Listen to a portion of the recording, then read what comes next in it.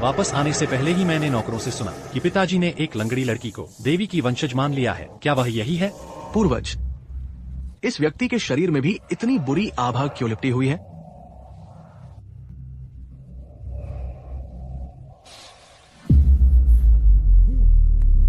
पापा, माँ, यह सब क्या हो रहा है? यही है वह नाजायज बेटी। माँ को उसने जानबूझकर परेशान करके मार डाला और उन्होंने मिलकर पिताजी को जहर दे दिया संपत्ति हड़पने के लिए। वह सब कुछ कर बैठे जो नैतिक रूप से गलत था। तुम झूठ बोल रही हो। दादाजी को दादी ने जहर देकर मारा था। दादी ने भाग्यलेख को फाड़ दिया था, इसलिए उन्हें दैवीय दंड मिला। अगर पूर्वज हमें नुकसान पहुंचाना चाहते तो शुरुआत में हमारी मदद क्यों की? देखो, बस देखो, यह रही तुम्हारी बड़ी भतीजी। माँ पापा अब इस दुनिया में नहीं है और यह अब भी हत्यारे का साथ दे रही है। मुझे लगता है तुम्हारा दिल अब शिया परिवार में नहीं रहा। शिया किंगजुए, हे शिया किंगजुए, चाचा को कभी उम्मीद नहीं थी कि तू इस थोड़ी सी संपत्ति के लिए बाहरी लोगों से मिलकर दादा दादी को मार डालेगी। तुझे इसका फल भुगतना पड़ेगा। चाचा, अगर तुमने पूर्वज की बदनामी की तो सच में बुरा फल भुगतना पड़ेगा। बकवास। चाचा तुम्हें समझदार बनने की सलाह देते हैं। मैं तुम्हें एक और अपनी गलती सुधारने का मौका देता हूँ। अभी इसके पिता बेटी दोनों को यहाँ से बाहर निकाल दो, नहीं तो मैं तुम्हें भी शिया परिवार से निकाल दूंगा।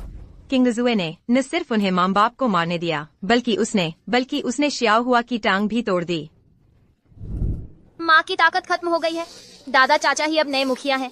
उनकी बेटी नहीं रही, तो वंश चलाने के लिए उन्हें एक लड़के की जरूरत है। यही मेरा मौका है। दादा चाचा, मेरी यह टांग उसी ने तोड़ी थी। माँ ने न सिर्फ मेरी मदद नहीं की बल्कि मुझे माफी मांगने पर मजबूर किया। मैं उसे अब माँ नहीं मानता। दादा चाचा, मुझे अपना पोता बना लीजिए। मैं आगे चलकर आपकी खूब सेवा करूंगा। ठीक है शिया किंगजुए, तुम अपने बेटे के साथ भी ऐसा व्यवहार कर सकती हो तो तुम कुछ भी कर सकती हो। शिया हुआ, अब से दादा के साथ रहना। शिया हुआ के लिए अब आप ही एक दादा है।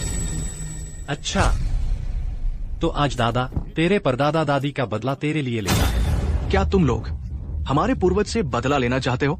तुम शिया परिवार के लोग 3 दिन के अंदर सब मर जाओगे। तुम हमें मरने का श्राप दे रहे हो। मैं अभी तुम्हें मार डालता हूँ।